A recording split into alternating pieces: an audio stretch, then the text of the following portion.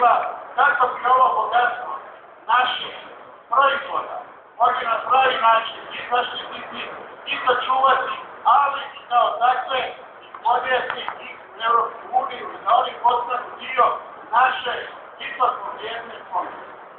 Ja se u potpunosti slažem sa kolegom ministrom, to su proizvodi više dodane vrijednosti.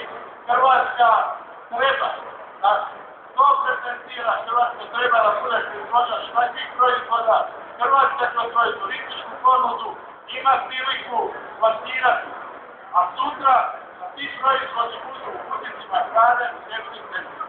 I to je naš najviši cilj i u tom pravcu ćemo svi skupa ići.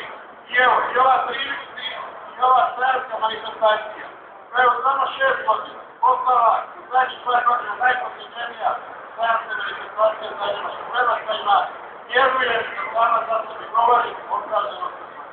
Želim neku etu još puno godina, još puno izlagača i da iz godine u godinu bude sve bolja, sve ljepša, što više izlagača, ali i što više posjetitelja. Hvala lijepo. Hvala lijepo, evo sad je trenutka da predsjednik Republike od gospođe Dijane Katice primi o plaketu, prekrasno kristalno.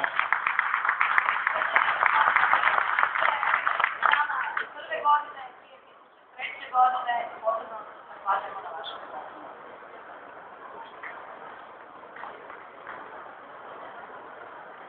Gospođe i gospodo, županice i župani, dragi posjetitelji, meni je drago da sam danas ovdje i mogu reći danas sam pri otvaranju Velesajma bio malo i možda kritičniji nego što su neki očekivali. Ali ja se uvijek zalažem za proizvodnju, zalažem se za izvoz i zato to i tražim od naših privrednih subjekata. Međutim, ovdje se danas nalazim kada moram opet dati malo više optimizma.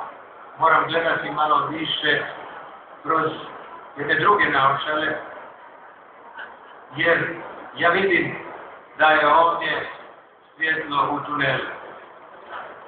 Probleme mogu mnogi napraviti, ali probleme mogu rješavati samo struka i stručnost.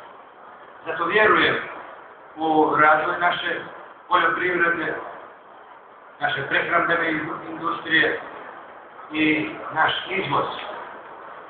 Zašto? Upravo zato